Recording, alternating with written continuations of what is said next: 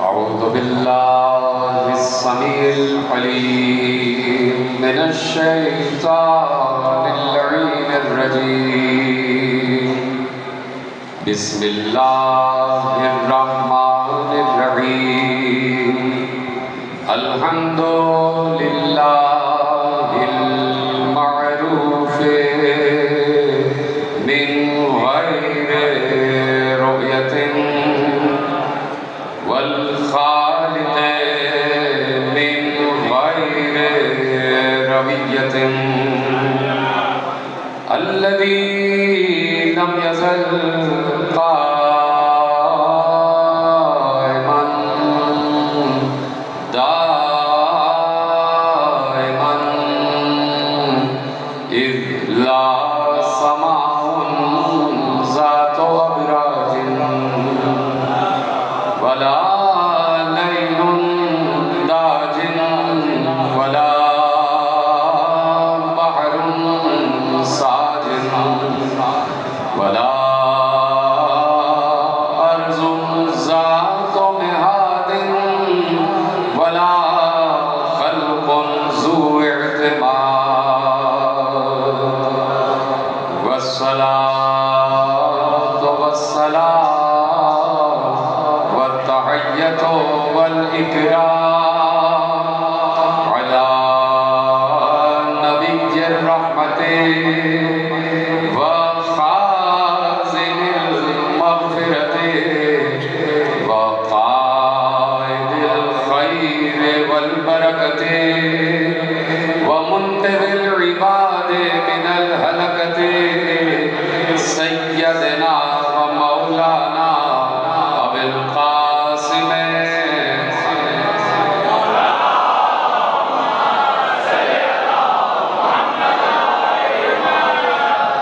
وأهل بيته الطيبين الطاهرين المعصومين المظلومين المنتقدين المنتجبين الذين أذهب الله عنهم الرجس وطهرهم تطهيرا.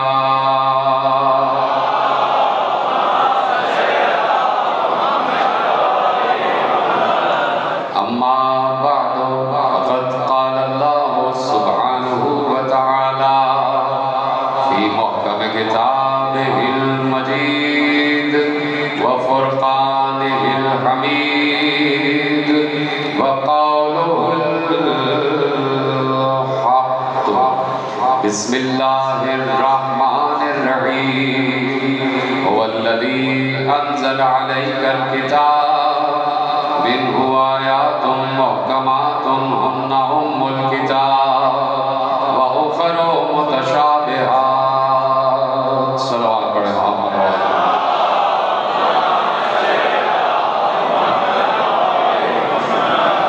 پروردگار عالم نے ہم پر احسان عظیم فرمایا ہوا ہے کہ مستقل وہ آسمانوں پر ذکر علی کر رہا ہے اور ہم زمینوں پر ذکر علی کر رہے ہیں. لسان پروردگار مسلسل ذکر آل محمد میں مصروف ہے، چاہے وہ لسان آسمان پر ہو چاہے وہ لسان منبر صلونی پر ہو. کہیں پر بھی وہ زبان ہو اس پر ذکر آل محمد جاری اور ساری ہوتا ہے. اور پروردگار عالم خود اس بات کی طرف پوری دنیا کی اور پورے عالمین کی توجہ دلوا رہا ہے کہ دیکھو کائنات کا کوئی گوشہ ایسا نہیں ہے کہ جہاں میری حمد نہ کی جا رہی ہو، جہاں پر میری تسبیح نہ کی جا رہی ہو.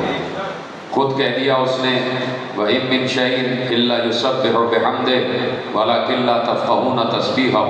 کون سی ایسی شے ہے جو اللہ کی تسبیح نہ کر رہی ہو؟ تو اس وقت زمین و آسمان میں جس شے پر بھی شے کا اطلاق ہوتا ہے، ہر شے اپنی اپنی زبان میں اللہ کی تسبیح کر رہی ہے. اور پھر اس سے بھی بڑھ کر اللہ نے ارشاد فرما دیا کہ أَلَمْ تَرَى أَنَّ اللَّهَ يَسْجُدُ لَهُ مَنْ فِي السَّمَاوَاتِ وَمَنْ فِي الْأَرْضِ وَالشَّمْسُ وَالْقَمَرُ وَالنُّجُومُ وَالدَّوَّابُ وَكَثِيرٌ مِّنَ النَّاسِ وَكَثِيرٌ حَقَّ عَلَيْهِ الْأَدَاءُ کون سی ایسی شے ہے کیا تم نہیں دیکھتے الم تری ان اللہ یسجد لہ من فی السماوات و من فی الارض، کیا تم نہیں دیکھتے کہ آسمانوں اور زمینوں میں جو کچھ بھی ہے وہ اللہ کا سجدہ کر رہا ہے۔ کائنات میں ہر شے اللہ کے سجدے میں ہے، چاہے وہ انسانوں میں ہو، چاہے انسانوں سے ہٹ کر کوئی بھی مخلوق ہو، وہ اللہ کا سجدہ کر رہی ہے۔ اب اللہ آگے ارشاد فرماتا ہے کہ تم نہیں دیکھتے کہ یہ چاند بھی، یہ سورج بھی سجدہ کر رہا ہے، کیا تم نہیں دیکھتے کہ ستارے بھی سجدہ کر رہے ہیں، کیا تم نہیں دیکھتے کہ جانور بھی سجدہ کر رہے ہیں، کیا تم نہیں دیکھتے کہ کثیر من الناس، انسانوں میں کثرت اللہ کا سجدہ کر رہی ہے۔ تو انسانوں کا سجدہ تو دکھائی دیتا ہے کہ جب انسان نماز کے لیے کھڑا ہو جاتا ہے، اور آج کی شب بھی شب قدر ہے اور سجدوں کی شب ہے اور ہم سب شب قدر کے اعمال بجا لائیں گے، تو اب کیا اللہ کہہ رہا ہے کہ کیا تم نہیں دیکھتے کہ ہر شے اللہ کا سجدہ کر رہی ہے، یہ سورج بھی اللہ کے سجدے میں ہے، یہ چاند بھی اللہ کے سجدے میں ہے، یہ ستارہ بھی اللہ کے سجدے میں ہے، یہ تمام مخلوقات، حیوانات، یہ چوپائے، یہ چرن، یہ پرن، یہ سب اللہ کے سجدے میں ہے۔ تو میں نے کہا کہ بھائی سجدہ تو نظر آ جاتا ہے کہ جب انسان پیشانی کو خاک پر جماتا ہے تو نظر آ جاتا ہے کہ انسان سجدے میں ہے، ہمارا سجدہ سب کو نظر آ رہا ہوتا ہے۔ لیکن میں پوچھنا چاہتا ہوں، جو کہ میرا روز کا موضوع ہے کہ محکم اور متشابہات، میں پوچھنا چاہتا ہوں کہ کبھی سورج کو سجدہ کرتے ہوئے دیکھا؟ کیا کبھی چاند کو سجدہ کرتے ہوئے دیکھا؟ کیا کبھی ستارے کو سجدہ کرتے ہوئے دیکھا؟ کیا کبھی کسی جانور کو آپ نے سجدہ کرتے ہوئے دیکھا؟ تو یہ کیا ہے؟ یہ اللہ بتانا کیا چاہتا ہے؟ پروردگار تو نے آیتوں میں ارشاد تو فرما دیا کہ چاند بھی سجدہ کر رہا ہے، سورج بھی سجدہ کر رہا ہے، لیکن پروردگار ہم نے کبھی سورج کو سجدہ کرتے ہوئے نہیں دیکھا۔ سجدے کی تو وہی کیفیت ہے، سجدے کی تو وہی شکل ہے کہ جو ہماری شکل ہے، کہ جیسے ہم سجدہ کرتے ہیں سجدہ اسے ہی کہا جاتا ہے۔ تو پروردگار اس عالم میں ہم نے کبھی سورج کو نہیں دیکھا، اس طرح سجدہ کرتے ہوئے ہم نے کبھی چاند کو نہیں دیکھا، اس طرح سجدہ کرتے ہوئے ہم نے کبھی نجوم کو یعنی ستاروں کو نہیں دیکھا، اس طرح سجدہ کرتے ہوئے ہم نے کبھی جانوروں کو نہیں دیکھا۔ تو پروردگار یہ معاملہ کیا ہے؟ یہ سورج کا سجدہ کیا ہے؟ یہ چاند کا سجدہ کیا ہے؟ یہ ستاروں کا سجدہ کیا ہے؟ یہ جانوروں کا سجدہ کیا ہے؟ تو آواز آئے گی، آؤ پوچھو، اور پوچھنے والوں سے پوچھو، ان سے پوچھو کہ جو تعبیرات کا علم جانتے ہیں، جو راسخون فی العلم ہے، ان سے پوچھو۔ اور جب ہم نے راسخون فی العلم کی طرف دیکھا تو ہمیں معلوم ہوا کہ سورج کا سجدہ کیا ہے، تو ہمیں معلوم ہوا کہ چاند کا سجدہ کیا ہے، تو ہمیں معلوم ہوا کہ ستاروں کا سجدہ کیا ہے۔ یہ لیجیے آپ کی خاموشی کو توڑ دیتا ہوں، سورج کا سجدہ یہ ہے کہ کسی کے اشارے پر واپس پلٹ آئے۔ سلامت رہیں۔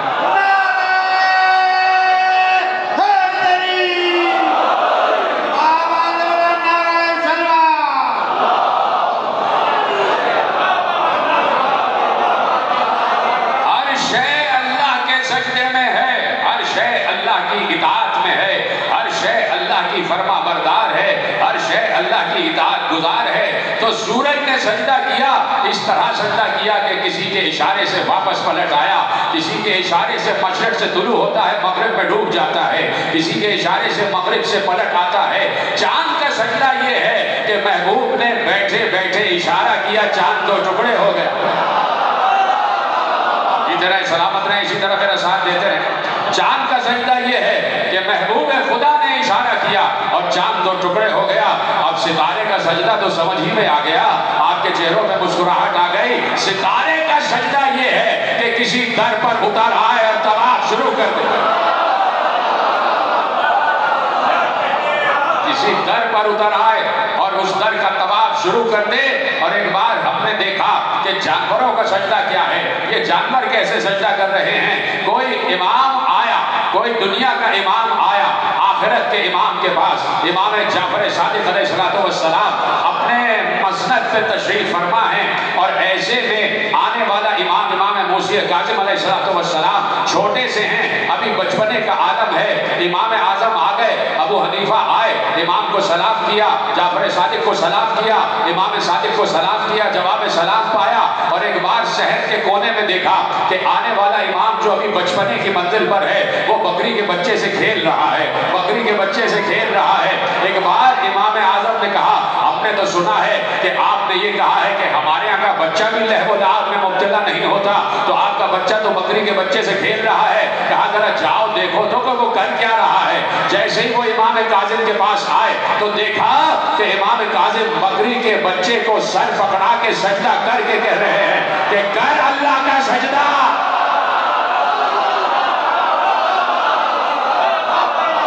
الم ترى ان اللہ یسجد لہ من فی السماوات والارض، کیا تم نہیں دیکھتے کہ ہر شے سجدے میں ہے، ہر شے سجدے میں ہے۔ یہ سورج کا پلٹ آنا یہ سورج کی اطاعت ہے۔ مجھے بتایا جائے کہ سورج کا خالق ہے کون؟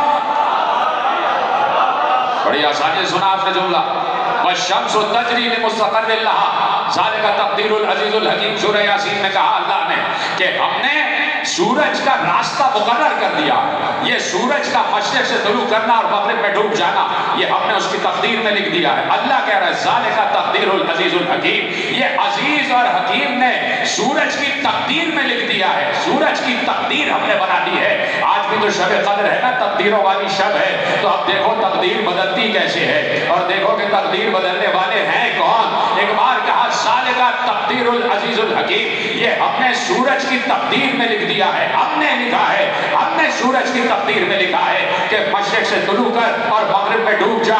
جس کی تقدیر میں اللہ نے لکھ دیا ہو کہ مشرق سے طلوع کر اور مغرب میں ڈوب جا، وہ کون ہے کہ جو ڈوبے ہوئے سورج کو مغرب سے واپس پلٹا رہا ہے؟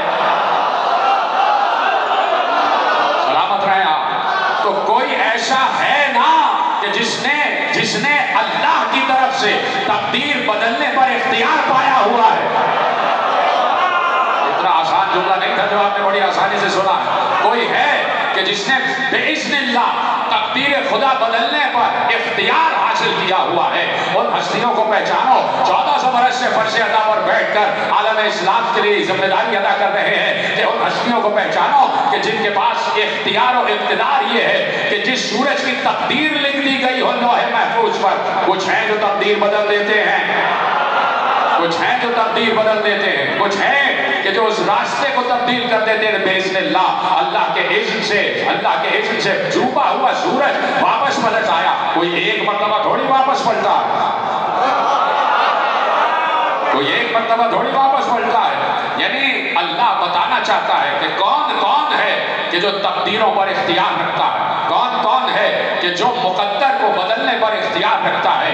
واپسی ہے، پیغمبر بیٹھے ہوئے ہیں اور ایسے میں پیغمبر کو نیند آ گئی، پیغمبر نے علی کے زانو پر اپنا سر رکھا۔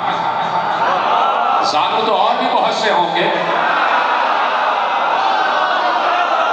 جیتے رہے سلامت رہیں، زانو تو اور بھی بہت سے ہوں گے میرے عزیزو، زانو تو اور بھی بہت سے ہوں گے، لیکن یہ کوئی پہلا موقع نہیں ہے۔ مجھے یاد آ گیا کہ یوشع بن نون، یوشع موسیٰ کا وصی، موسیٰ کے دو وصی، ایک ان کی حیات میں انتقال فرما گیا اور دوسرا یوشع بن نون جناب ہارون ان کی حیات میں انتقال فرما گئے، اور دوسرا وصی موسیٰ، وصی نبی۔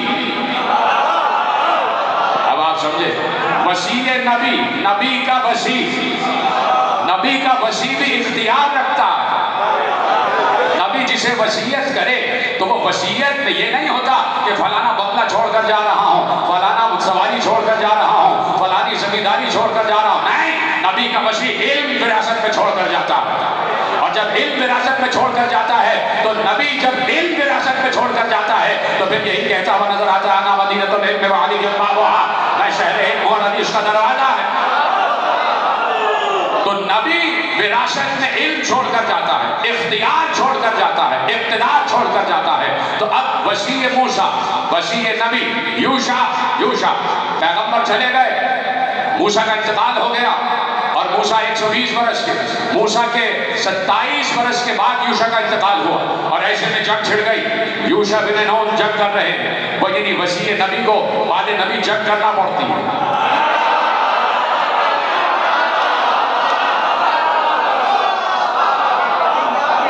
اللہ اکبر۔ اللہ نے کہہ دیا تھا کہ ہم نے تمہاری طرف ویسا ہی رسول بھیجا ہے کہ جیسے ہم نے فرعون کی طرف بھیجا تھا۔ کما ارسلنا الی فرعون رسولا، یعنی تمہارے نبی کی مثال موسیٰ جیسی ہی ہے، اکثر واقعات جو وہاں ہوئے وہ یہاں بھی ہوں گے۔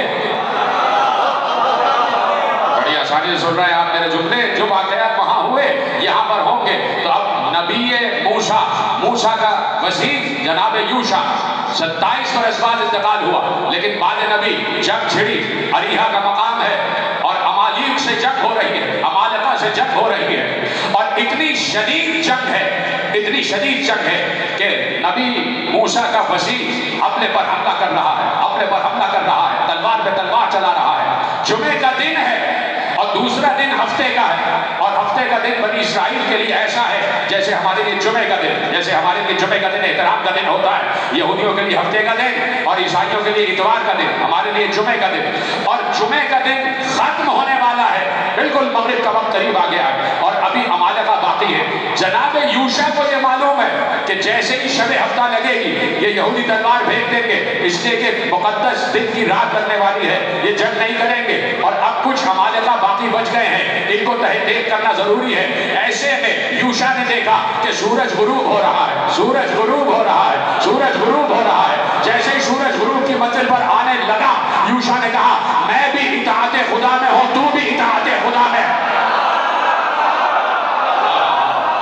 یہ پیچھے والے حضرات بھی سب میرے ساتھی ہیں، کہ میں بھی اطاعت خدا کی منزل پر ہوں اور تو بھی اطاعت خدا کی منزل پر ہے۔ میں تجھے تیرے خدا کا واسطہ دیتا ہوں، واپس پلٹا۔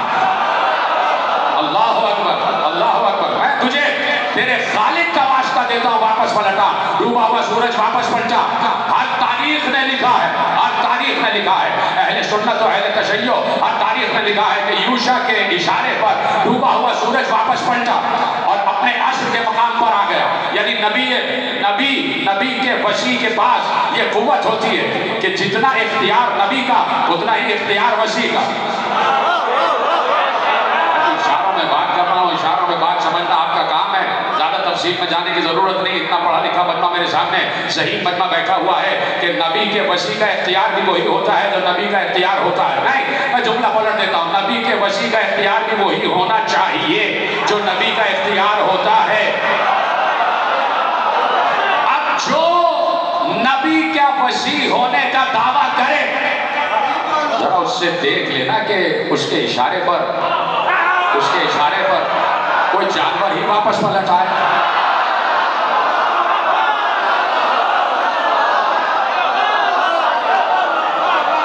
وسیع موسیٰ یوشع اشارے پر سورج واپس پلٹ آیا، اور ایسے میں اب پیغمبر ہیں اور علی کا زانو۔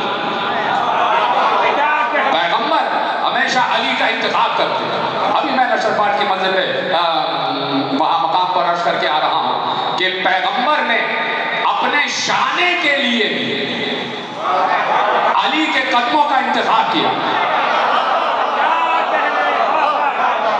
اپنے شانے کے لیے بھی علی کے قدموں کا انتخاب کیا، بت شکنی کے لیے علی کا انتخاب، اور کسی کا انتخاب کیوں نہیں ہوا؟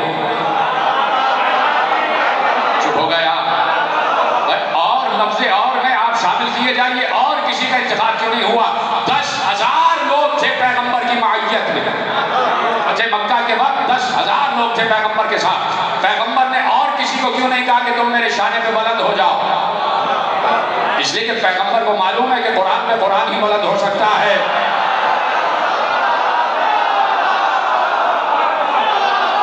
قرآن پہ قرآن ہی بلند ہو سکتا ہے، کوئی علی پر انگشت نمائی نہیں کر سکتا کہ یہ علی نے گستاخی کر دی، نعوذ باللہ بے ادبی کر دی، کہ جہاں مہر رسالت تھی وہاں قدم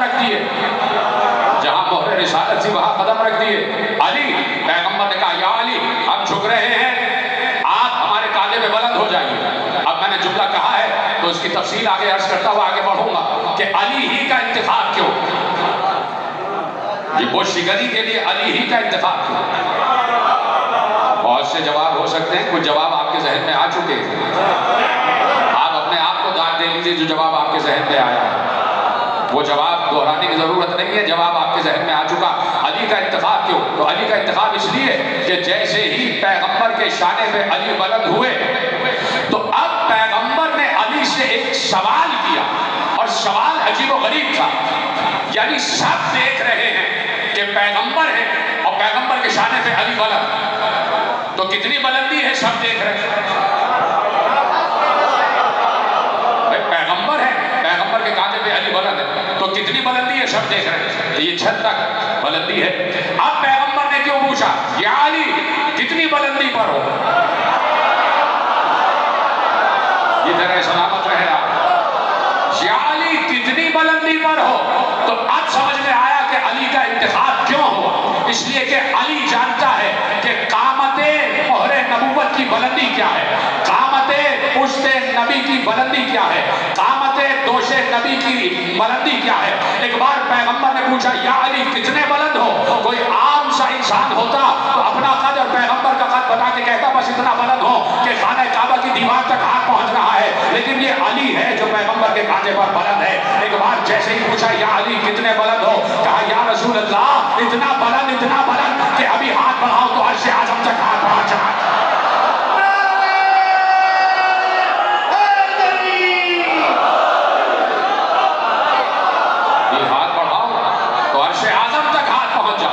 تو پیغمبر کا انتخاب ہے علی. میں تو جھوم جھوم کر پڑھ رہا ہوں اور آپ ایسے ہی. پیغمبر کے انتخاب کا نام ہے علی, مصطفیٰ کا مصطفیٰ ہے علی. ہر منزل پر انتخاب علی کا ہوا, ہر منزل پر انتخاب علی کا ہوا. ہر جنگ میں سینہ سپر ہے علی, ہر جنگ میں سینہ سپر ہے علی, ہر جنگ میں ہراول ہے علی. تو اب پیغمبر نے کہا یا علی ہمیں استراحت کرنا ہے, تمہارے زانو پر اپنا سر رکھیں. علی کا زانو ہے پیغمبر کا سر. میں نے کہا نا زانو تو اور بھی بہت سے ہوں گے, لیکن یہ زانو ہے علی کی قسمت, یہ زانو ہے علی کی تقدیر, یہ زانو ہے علی کا مقدر کہ پیغمبر نے اپنا سر اقدس علی کے زانو پہ رکھا. پیغمبر آنکھیں بند کیے رہے, وحی کا نزول ہو رہا تھا یا جو کچھ بھی تھا. ایسے میں سورج غروب ہوا, سورج غروب ہوا, پیغمبر کی آنکھ کھلی. یا علی عصر پڑھی؟ کہا یا رسول اللہ آپ کی خدمت میں مصروف تھا, آپ کی خدمت میں مصروف تھا. کہا یا علی یہ کیسے ہو سکتا ہے کہ تمہاری نماز قضا ہو جائے, اب تو اللہ سے محو کلام تھے. کہا اشارہ کیا پیغمبر نے, ڈوبا ہوا سورج واپس پلٹ کے عصر کے مقام پر آیا, وقت پلٹا. اسی کو کہتے ہیں صاحب العصر والزمان.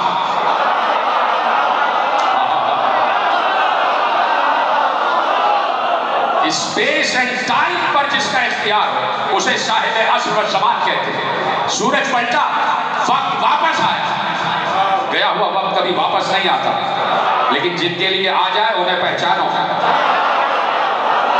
جن کے لیے گیا وقت واپس آ جائے انہیں پہچانو. علی نے نماز ادا کر دی اور اللہ نے کہہ دیا یہ ہے سورج کا سجدہ. کسی کے حکم پر واپس پلٹ آیا, کسی کے حکم پر واپس پلٹ آیا, تو صرف نبی کے حکم پر تھوڑی پلٹا. وسیع نبی کا اختیار بھی سورج پر ہے, وسیع نبی کا اختیار بھی چاند پر ہے, وسیع نبی کا اختیار بھی ستاروں پر ہے. ڈوبا ہوا سورج واپس پلٹا. علی ہیں اور جنگ کے نہروان, نہروان جیت کر علی واپس آئے. ایک وادی سے گزرے, ظہر و عصر کا وقت ہو رہا تھا.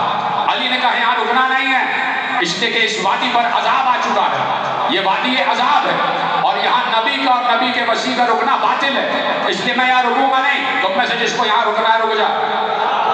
بھائی علی کے جملے ہیں, تم میں سے جسے یہاں رک کر نماز پڑھنا ہے پڑھ لے, لیکن نبی اور وسیع نبی کو یہاں رکنے کا حکم نہیں ہے, اس لیے کہ وادی عذاب ہے. علی نے گھوڑے کو تیز دوڑایا, علی نے گھوڑے کو ہیل دی اور گھوڑا تیز دوڑا, تیز دوڑا. چلتے چلتے چلتے اس مقام سے نکل رہے تھے, ایسے میں مغرب کا وقت ہو گیا, سورج ڈوب گیا. علی نے سواری کو روکا, سواری کو روک کر اپنے مؤذن جویریہ سے کہا جویریہ عصر کی اذان کہو.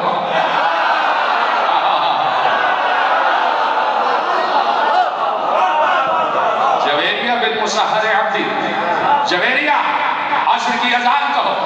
جویریہ نے دل میں سوچا کہ وقت تو مغرب کا ہے, سورج ڈوب چکا ہے, اور علی کہہ رہے عصر کی اذان کہو, عصر کی اذان کہو. یہ کیا بات ہے کہ مغرب کا وقت ہے اور علی کہہ رہے عصر کی اذان کہو.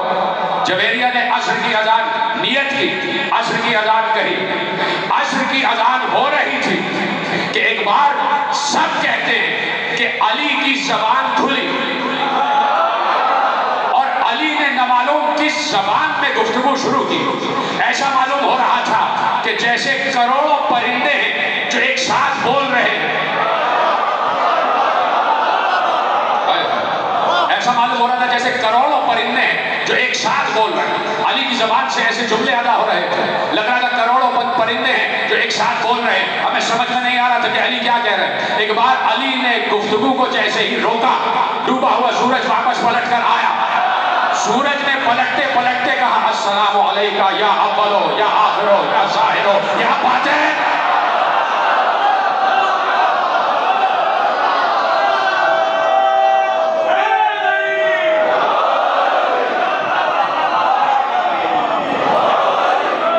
سورج واپس پلٹا, عصر کے مقام پر آیا. علی نے نماز ادا کی, علی کی نماز ہوئی, سب نے علی کے پیچھے نماز پڑھی. جیسے ہی نماز ختم ہوئی سورج واپس غروب کی منزل پر گیا اور اب علی نے جویریہ سے کہا او کم یقین اب مغرب کی اذان کہو.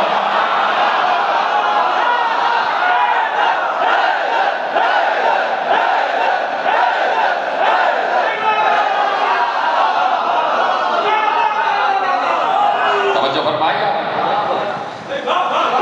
یہ ہے علی کہ جس کا اختیار ہے سورج پر, جس کا اختیار ہے چاند پر, جس کا اختیار ہے ستاروں پر. یہ علی ہے کون؟ یہ علی ہے کون؟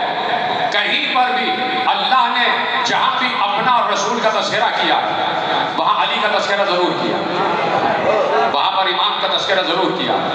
قُلْ اعْمَلُوا فَسَيَرَى اللَّهُ عَمَلَكُمْ وَرَسُولُهُ وَالْمُؤْمِنُونَ إِنَّمَا وَلِيُّكُمُ اللَّهُ وَرَسُولُهُ وَالَّذِينَ آمَنُوا الَّذِينَ يُقِيمُونَ الصَّلَاةَ وَيُؤْتُونَ الزَّكَاةَ وَهُمْ رَاكِعُونَ.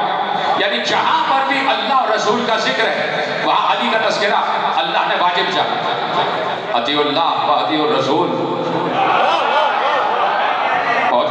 وَأُولِي الْأَمْرِ مِنْكُمْ. اللہ کی اطاعت کرو, رسول کی اطاعت کرو اور اولی الامر کی اطاعت کرو. جو تم میں سے ہی ہے, جو تم ہی میں ہے, اس اولی الامر کی اطاعت کرو.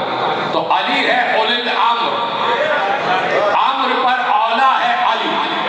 اور آج بھی پوری رات جاگ کر امر کا انتظار کرو گے, امر خدا کا انتظار کرو. شب 21, شب 23 اور آج کی شب امر خدا کا انتظار ہوگا. امر خدا اولی الامر پر آئے گا, کسی عام انسان پر نہیں آتا, کسی مفتی, کسی مولوی, کسی ملا پر نہیں آتا. امر خدا اولی الامر پر آتا. امر کا مطلب یہ ہے, اولی الامر کا مطلب یہ ہے جو امر پر متصرف ہو, جو امر پر اولا ہو, جو امر کا مختار ہو. لکھنے والے علماء نے لکھا کہ شب قدر میں اولی الامر کے پاس یہ اختیار تک ہوتا ہے کہ چاہے تو وہ وقت کی رفتار کو بڑھا دے, چاہے تو رفتار کو گھٹا دے. جیتے رہے, سلامت رہے. کہ اولی الامر کا یہ اختیار ہوتا ہے کہ چاہے تو رفتار کو گھٹائے, چاہے تو رفتار کو بڑھائے. اسے کہتے ہیں اولی الامر. اولی الامر کا واسطہ ہے براہ راست اللہ سے. آواز نہیں آئی آپ؟ اولی الامر کا واسطہ براہ راست اللہ سے, اس لیے کہ امر خدا ملائکہ لے کر اتر رہے ہیں اور اولی الامر پر اتر رہے ہیں. انسانوں کی تقدیرات, انسانوں کا نصیب, تمام مخلوقات کے مقدرات سب کے سب اولی الامر پر اتر رہے ہیں. اولی الامر اللہ سے مربوط ہے. آج کا اولی الامر اللہ سے مربوط ہے. اب کون کس سے مربوط رہے یہ اللہ نے آیہ اطاعت میں بتا دیا کہ تمہیں مربوط رہنا ہے اولی الامر سے. اتنی مشکل بات نہیں. جب فلسفہ آ جاتا ہے تو تھوڑا خاموش ہو جاتا ہے. انسانوں سے کہا کہ تمہیں رابطہ رکھنا ہے اولی الامر سے, اپنے تمام مسائل اولی الامر کی طرف. نہیں پہنچی بات تو لیجیے میں آپ تک بات پہنچاتا ہوں. آواز دی سورہ آراف میں, اوحینا الی موسیٰ اذ استسقاہ قومہ ان اضرب بعصاک الحجر. جب موسیٰ کی قوم نے اذ استسقاہ قومہ, جب موسیٰ کی قوم نے موسیٰ سے پانی مانگا, جب موسیٰ کی قوم نے موسیٰ سے پانی مانگا تو ہم نے کہا کہ پتھر پر اپنا عصا مارو. موسیٰ کی قوم نے موسیٰ سے پانی مانگا تو ہم نے کہا کہ پتھر پر عصا مارو. توجہ فرمائی آپ نے. یہ ہے سورہ اعراف. اور سورہ بقرہ میں کہا وَإِذِ اسْتَسْقَىٰ مُوسَىٰ لِقَوْمِهِ فَقُلْنَا اضْرِبْ بِعَصَاكَ الْحَجَرَ. جب موسیٰ نے ہم سے پانی مانگا تو ہم نے کہا اپنا عصا پتھر پہ مارو. میں تو آپ کی ذہانت پر یقین کرتے ہوئے میں نے 2 آیتیں آپ کے حوالے کی. سورہ اعراف میں کہہ رہا ہے کہ جب موسیٰ کی قوم نے موسیٰ سے پانی مانگا تو ہم نے کہا کہ پتھر پر عصا مارو. سورہ بقرہ میں کہہ رہا ہے کہ جب موسیٰ نے ہم سے پانی مانگا تو ہم نے کہا. فقل تو نہیں ہے, میں نے کہا نہیں ہے. اب یہ آپ کی معرفت پر ہے بات. میں نے کہا نہیں ہے. فقل نضرب بعصاک الحجر. ہم نے کہا کہ اپنا عصا پتھر پہ مارو. وہاں کہا کہ موسیٰ کی قوم نے موسیٰ سے پانی مانگا, یہاں کہا کہ موسیٰ نے ہم سے پانی مانگا. تو کیا کانٹرڈکشن ہو رہا ہے؟ نعوذ باللہ. تو جہاں کانٹرڈکشن آ جائے وہ خدا کا کلام نہیں ہے. تو اب پوچھنا پڑے گا نا کسی صاحب علم تعویل سے کہ مولا یہ بتائیے کہ وہاں کہہ رہا ہے کہ موسیٰ کی قوم نے موسیٰ سے پانی مانگا, ادھر کہہ رہا ہے کہ موسیٰ نے ہم سے پانی مانگا. تو معصوم نے مسئلہ ایک جملے میں حل کیا کہ موسیٰ کی قوم نے موسیٰ سے مانگا, موسیٰ نے اللہ سے مانگا. یہی اولی الامر کا کانسیپٹ ہے بھائی کہ تم اولی الامر سے مانگو, اولی الامر اللہ سے مانگے گا.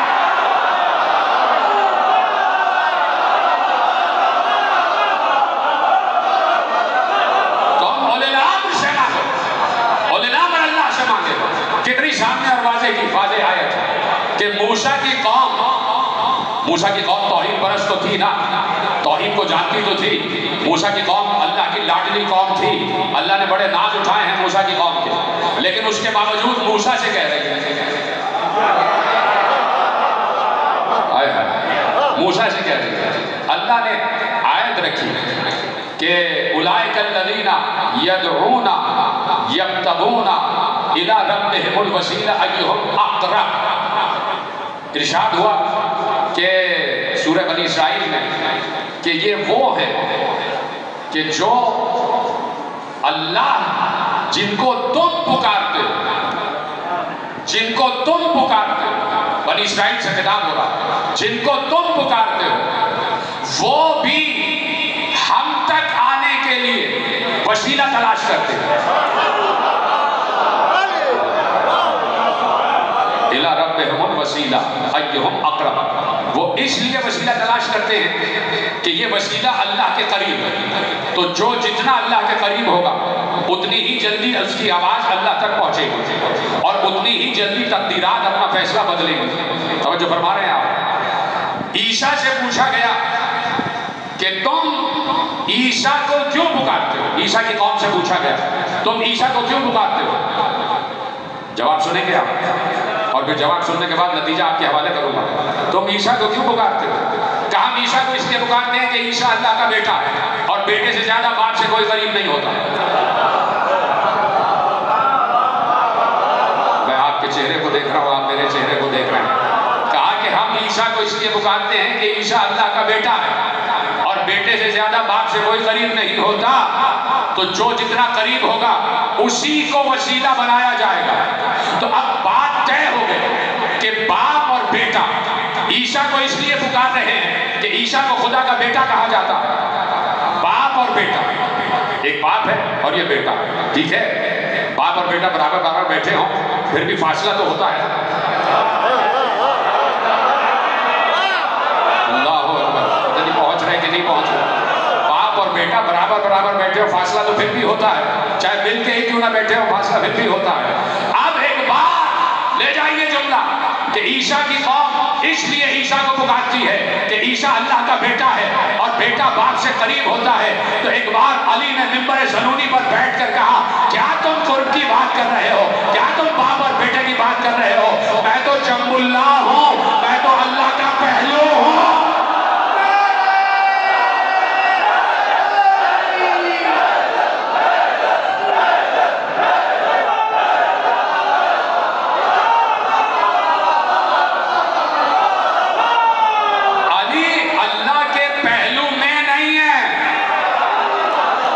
سمجھ گئے تو بتا تو دیجئے. علی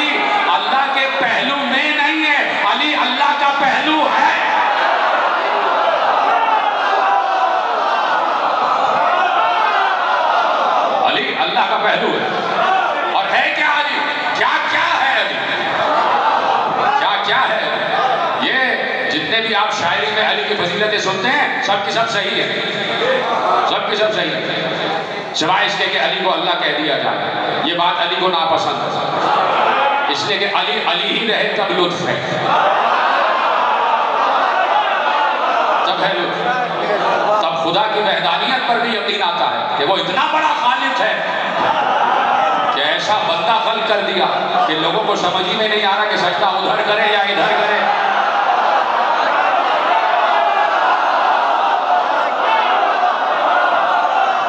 علی کی جتنی فضیلت پڑھے گی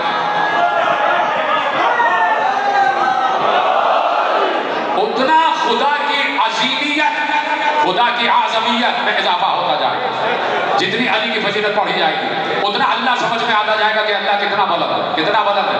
اس لیے کہ کسی بھی منزل آخر پر جا کر جہاں تم دیکھو گے کہ یہی منزل وہ ہے کہ جو منزل خدا ہے اور اس سے آگے خدا ہو ہی نہیں سکتا، تو میرا دل کہتا ہے کہ وہاں پر علی آگے کہتے ہیں یہ میرا مقام ہے، اللہ تو اس سے بھی بلند ہے، اللہ تو اس سے بھی بلند ہے۔ تو علی کیا کیا کیا کیا ہے؟ اللہ نے کہہ دیا وَإِن مِّن شَيْءٍ إِلَّا عِندَنَا خَزَائِنُهُ وَمَا نُنَزِّلُهُ إِلَّا بِقَدَرٍ مَّعْلُومٍ۔ سورہ ہجر میں کہا کون سی ایسی شے ہے کہ جس کے خزانے ہمارے پاس نہیں ہیں؟ وَإِن مِّن شَيْءٍ إِلَّا عِندَنَا خَزَائِنُهُ، اتنی نہیں، یہ نہیں کہا کہ کون سی ایسی شے ہے کہ جس کے خزانے میرے پاس نہیں ہیں، یہ نہیں کہا، یہ کہا کہ کون سی ایسی شے ہے جس کے خزانے ہمارے پاس نہیں ہیں۔ پھر یہاں پہ جمع کا صیغہ استعمال کیا، جس کے خزانے ہمارے پاس نہیں ہے، کون سی ایسی شے ہے؟ وَمَا نُنَزِّلُهُ إِلَّا بِقَدَرٍ مَّعْلُومٍ، اور ہم سب کے حصے کے مطابق وہ خزانے نازل کرتے رہتے ہیں، جس کو جتنا دینا ہے ہم اتنا دے دیتے ہیں۔ کسی نے پوچھا، آپ کی خاموشی سے مجھے ایک روایت یاد آ گئی، کسی نے پوچھا کہ مولا یہ بتائیے، محکم اور متشابہ، مولا یہ بتائیے کہ اللہ ہی ہدایت دیتا ہے اور اللہ ہی ہدایت نہیں دیتا، اللہ کہتا ہے یہدی بہ من یشاء، جس کو چاہوں ہدایت دے دوں، جس کو چاہوں ہدایت نہ دوں، تو پھر حساب کتاب کیسا؟ بندہ محشر میں اللہ سے کہہ سکتا ہے کہ تو نے ہی ہدایت نہیں دی، تو پھر حساب کتاب کیسا، سزا جزا کیسی، حشر نشر کیسا؟ تو مولا اس قضیے کو حل فرمائیے۔ کہا سنو بہت آسان سی بات ہے، اللہ کہہ رہا ہے کہ میں جسے چاہتا ہوں ہدایت دے دیتا ہوں، جسے چاہتا ہوں ہدایت نہیں دیتا، سیدھی سی بات ہے، جو اللہ سے ہدایت مانگتا ہے اسے ہدایت مل جاتی ہے، جو نہیں مانگتا اسے نہیں ملتی، مانگنا پڑتا، مانگنا پڑتا۔ اسی طرح محبت علی بھی اللہ کے خزانوں میں سے خزانہ ہے، جو مانگے گا اسے ملے گی،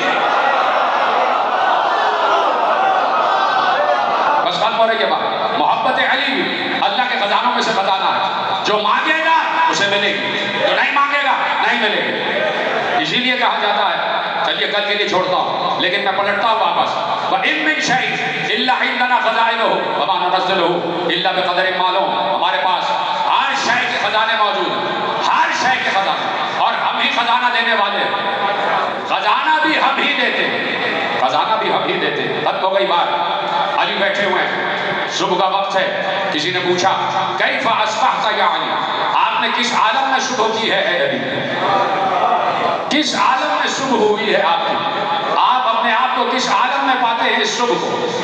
اب سنیں گے علی کا جواب۔ علی نے کہا اصبحت، میں نے اس عالم میں صبح کی ہے کہ میں جانتا ہوں کہ میں ہی اول ہوں، میں ہی آخر ہوں، میں ہی ظاہر ہوں، میں ہی باطن ہوں، انا الاول انا الآخر انا الظاہر انا الباطن، انا احیی و امیت، انا حی لا یموت، انا جنب اللہ، انا اذن اللہ، انا ید اللہ۔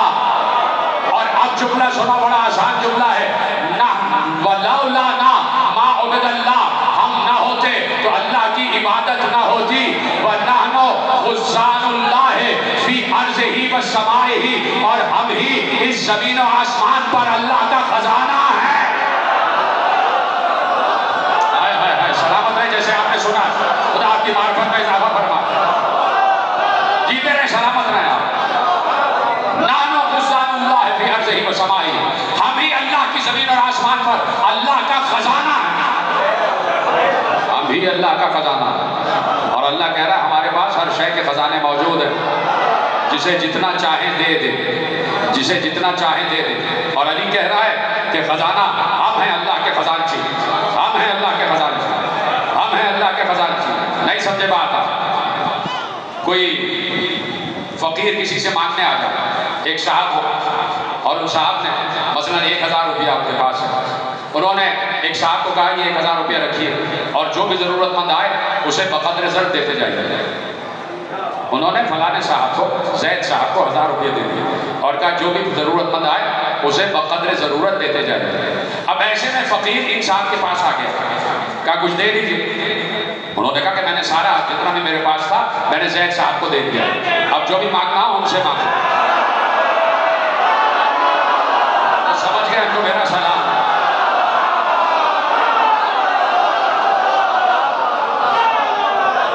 جب اللہ نے آل محمد کو اپنا خزانچی قرار دے دیا تو اب یا علی مدد کہنے میں کوئی عذر نہیں ہونا چاہیے، اب علی سے مانگنے میں کوئی عذر نہیں ہونا چاہیے، اس لیے کہ اپنا خزانہ دے دیا۔ سائل نے پوچھا فتعجب الاعرابی، پوچھنے والا میں حیرت ہو گیا کہ یہ علی نے کہا کیا کہ میں ہی اول ہوں، میں ہی آخر ہوں، میں ہی ظاہر ہوں، میں ہی باطن ہوں۔ اس سے پہلے علی نے ایک جملہ کہا تھا کہ اصبحت، بہت آسان جملہ، جہاں سے علی نے بات شروع کی وہ جملہ رہ گیا تھا اور اب میں وہ جملہ ادا کرتا ہوں۔ اصبحت، میں نے اس عالم میں شروع کی، وانا صدیق الاول وانا فاروق الاعظم،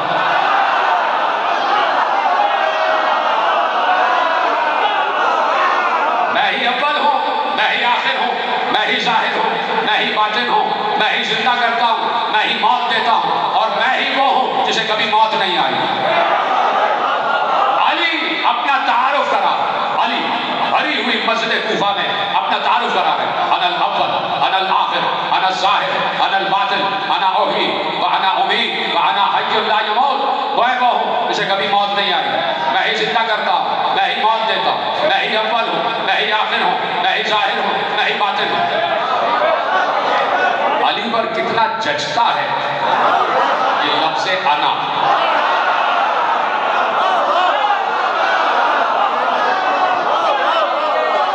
یہ لفظ انا علی پر کتنا جچتا ہے، انا الاول انا الآخر انا الظاہر انا الباطن انا احیی وامیت وانا حی لا یموت، میں ہی اول ہوں، میں ہی آخر ہوں، میں ہی ظاہر ہوں، میں ہی باطن ہوں، میں ہی زندہ کرتا ہوں، میں ہی موت دیتا ہوں اور میں ہی وہ ہوں جسے کبھی موت نہیں آئی۔ اگر علی تشریح نہ کرے، اگر علی تفسیر نہ کرے تو پھر وہی عقیدے ہو جائیں جو نہ ہونے چاہیے، پھر سبھی کو ہو جائیں کہ جو نہیں ہونے چاہیے اگر علی تفسیر نہ کرے۔ علی نے دیکھا کہ سوال پوچھنے والا اس کا چہرہ زرد پڑ گیا، وہ تعجب کی کیفیت میں، وہ محض حیرت ہے، اس کا ایمان متزلزل ہو رہا ہے کہ سن کس عالم میں چلا گیا، یہ جو میں نے کہا کہ میں ہی اول ہوں تو میں ہی سب سے پہلے رسول پر ایمان لایا، میں اول ہوں، کہ یہ جو میں نے کہا کہ میں آخر ہوں تو میں ہی آخری دم تک رسول کے ساتھ رہا، میں نے انہیں قبر میں اتارا،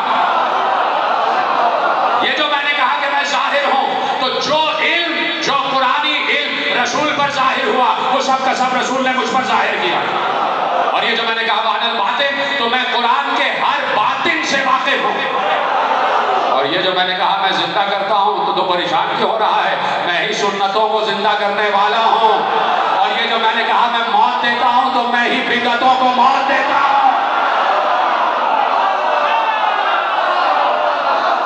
اور یہ جو میں نے کہا کہ میں وہ ہوں جسے کبھی موت نہیں آئے گی تو سن، کیا تم نے قرآن میں یہ نہیں پڑھا کہ جو ہماری راہ میں مر جائیں انہیں مردہ نہ کہنا؟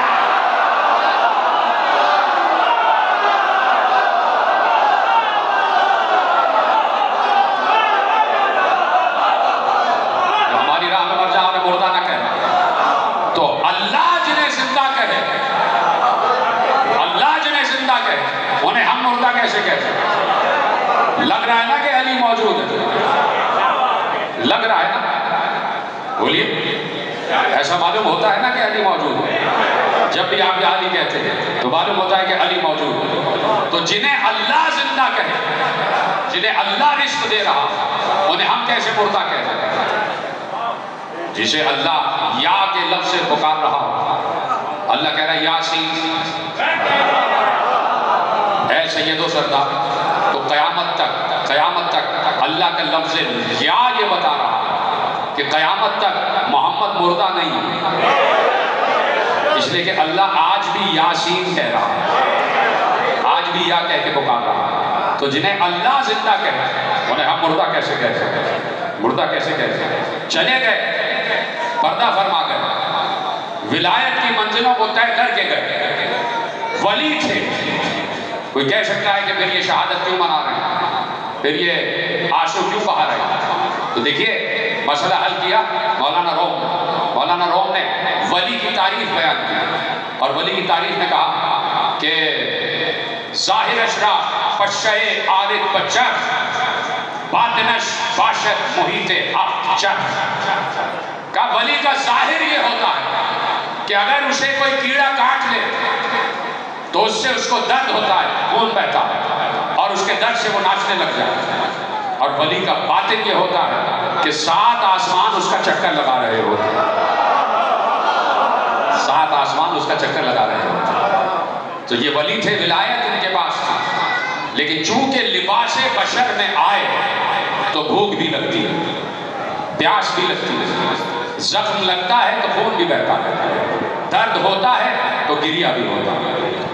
اور پھر جہاں علی جیسا علم غیب رکھنے والا کہ جب نہروان سے واپس آئے تو ایک مقام پر گھوڑے کو روکا، جب علی کا گھوڑا رکا تو پوری فوج پیچھے رکی، جب سارے گھوڑے رکے تو ایک گرد کا بادل تھا جو اٹھا۔ عبداللہ ابن عباس نے کہا میں سوچ رہا تھا کہ یہ کون سا مقام ہے کہ جہاں علی نے آج کہا کہ گھوڑا روکا ہے۔ کہا گرد چھٹے تو میں علی سے پوچھوں، اپنے مولا سے پوچھوں۔ ایسے میں گرد چھٹی، میں مولا کے قریب گیا، میں نے دیکھا علی کی آنکھوں سے آنسو بہ رہے، علی رو رہے، علی گریہ کر رہے، علی عین اللہ گریہ کر رہے۔ ابن عباس نے مالک اشتر نے آگے بڑھ کے پوچھا مولا یہ کون سا مقام ہے؟ کہا دیکھنا چاہتے ہو کون سا مقام ہے؟ ایک بار حسین کو آواز دی، حسین قریب آئے، حسن بھی تھے اور بیٹے بھی ساتھ تھے، حسین کی گردن میں ہاتھ ڈالا، کہا آؤ سب آؤ میں تمہیں بتاتا ہوں کون سا مقام ہے۔ علی رو رہے تھے اور علی ایک مقام پر رک کر کہتے ہیں یہ وہ مقام ہے جہاں عباس کا دایاں شانہ کٹے گا، جہاں عباس کا دایاں شانہ کٹے گا۔ علی رو رہے تھے، آگے بڑھ کے علی نے رو کر کہا یہاں عباس کا بایاں بازو کٹے گا۔ آگے بڑھ کے علی ایک بار رو کر کہتے ہیں تمہیں پتا یہ کون سا مقام ہے؟ یہاں حسین حسن کے بیٹے قاسم کی لاش کے ٹکڑے جمع کرے۔ آپ کا گریہ بلند ہو رہا ہے، قاتل کے لیے ہاتھ آپ کے تیار ہیں، یہاں سے آپ کو جلوس لے کے جانا ہے، تو میں چاہتا ہوں 2 قطرے آنسوؤں کے آ جائیں تاکہ رومال سیدہ میں جگہ پا جائیں۔ ایک بار آگے بڑھ کر ایک مقام پر کلیجہ پکڑ کے بیٹھ گئے، پوچھا یہ کون سا مقام ہے؟ کہا یہاں علی اکبر کے جگر سے برچی کا پھل کھینچا جائے، یہاں بوڑھا باپ کڑیل جوان بیٹے کے جگر سے برچی کا پھل کھینچے گا۔ اور اے ابن عباس یاد رکھنا جب برچی کا پھل باہر آئے گا تو ساتھ میں برچی بھی، ساتھ میں کلیجہ بھی آ جائے گا۔ علی بیان کر رہا ہے، علی کربلا بیان کر رہے ہیں اور علی روتے جا رہے ہیں۔ ایک مقام پر زمین پر بیٹھ کر گریہ کیا، کہا مولا یہ کون سا مقام ہے؟ کہا یہ وہ مقام ہے کہ جہاں 6 مہینے کا علی اصغر حسین کے ہاتھوں پر دم توڑ رہا ہوگا، تیرے سے شعبہ ننھی سی گردن سے پار ہو جائے گا۔ علی ایک ایک مصیبت بیان کر رہے ہیں۔ کون سی آنکھ ہوگی جو علی کو روتا ہوا دیکھ کر نہ رو رہی ہو؟ اب کہنے والے کہتے ہیں کہ ایک بار علی ایک نشیب میں اتر گئے، سب نے آگے بڑھ کے دیکھا علی رو رہے تھے، وہاں کی خاک کو اٹھا اٹھا کر چوم رہے تھے۔ کہا مولا یہ کون سا مقام ہے؟ کہا یہ مقام